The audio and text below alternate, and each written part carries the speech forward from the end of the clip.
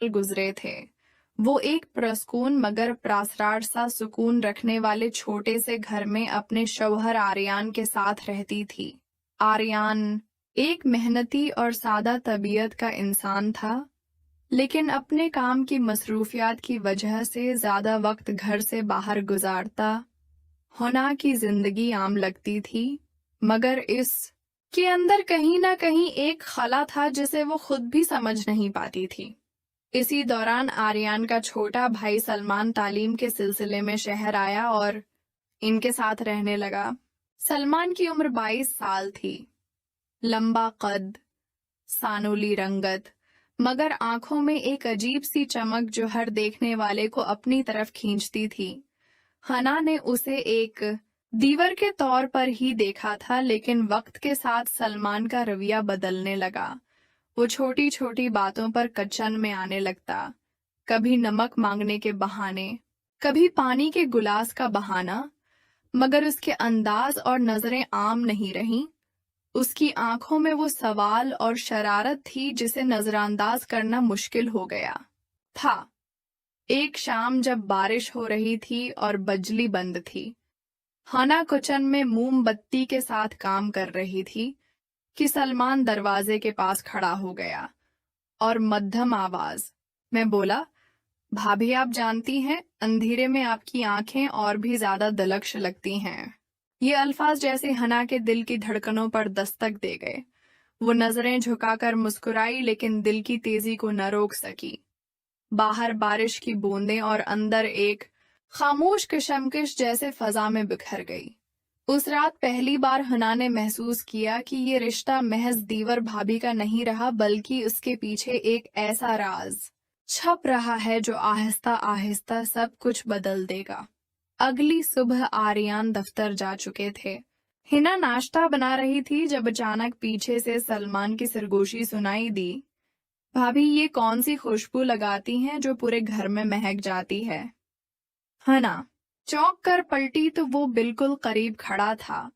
इसकी आंखों में शरारत और ख्वाहिश दोनों की झलक थी। इसने जानबूझकर हना के हाथ को छुआ। जब उसने चाय का कप बढ़ाया, लम्हा रखा, फजा बोझल हुई और हना के दिल में एक अनजानी लहर दौड़ गई। वो जानती थी ये सब गलत है, लेकिन न जाने क्यों दिल इस लम्स को झटक न सका। फिर एक दिन आर्यन का फोन आया कि वो 4 दिन के लिए शहर से बाहर जा रहा है। फोन बंद होते ही हना के दिल में एक खौफ और अजीब सा एहसास दोनों जाग उठे। वो जानती थी कि अब घर में सिर्फ वो और सलमान है, और ये दिन और रात बहुत भारी साबित हो सकते हैं। इसी रात बारिश फिर शुरू हुई। हना सहन में कपड़े समेट रही थी जब सलमान भी आ गया। बारिश में भीगती हिना को देखकर उसने हाथ पकड़ लिया और कहा, आएं भाभी, अंदर चलें। हिना ने कहा, तुम जाओ, मैं आ रही हूं। मगर अगले ही लम्हे सलमान ने उसका हाथ मजबूती से थाम लिया। उसकी आवाज भारी और लरजती थी। कभी सोचा है अगर आर्यन भाई न होते तो? हिना का दिल जैसे रक गया।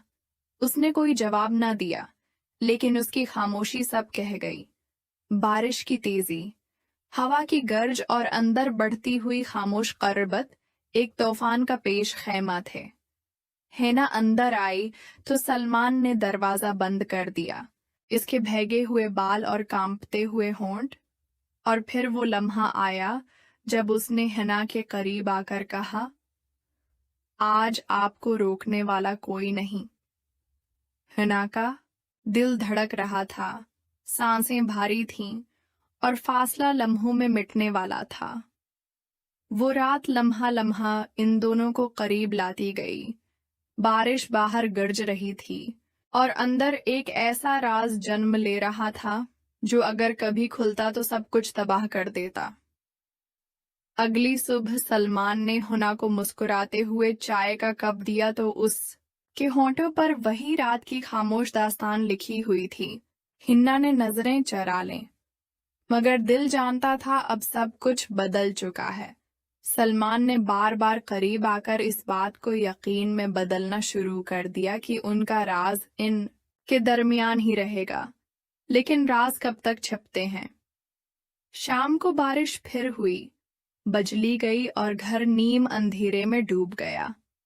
سلمان نے کہا، یہ لمحہ ضائع مت کریں، اور حنا کے دل میں ایک جنگ شروع ہو گئی، مگر اس بار وہ اپنی کمزوری کو روک نہ سکی۔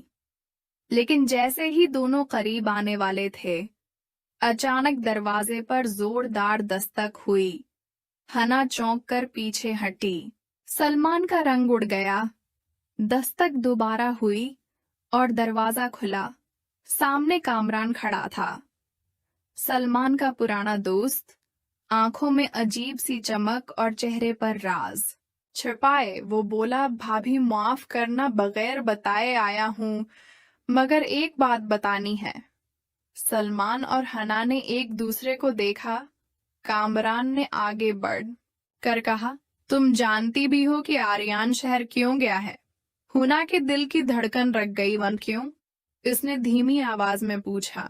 کامران بولا، وہ تمہارے اور سلمان کے بارے میں سب جانتا ہے اور آج ہی واپس آنے والا ہے۔ یہ سنتے ہی حنا کے قدم لرز گئے، سلمان کے ماتھے پر پسینہ آ گیا۔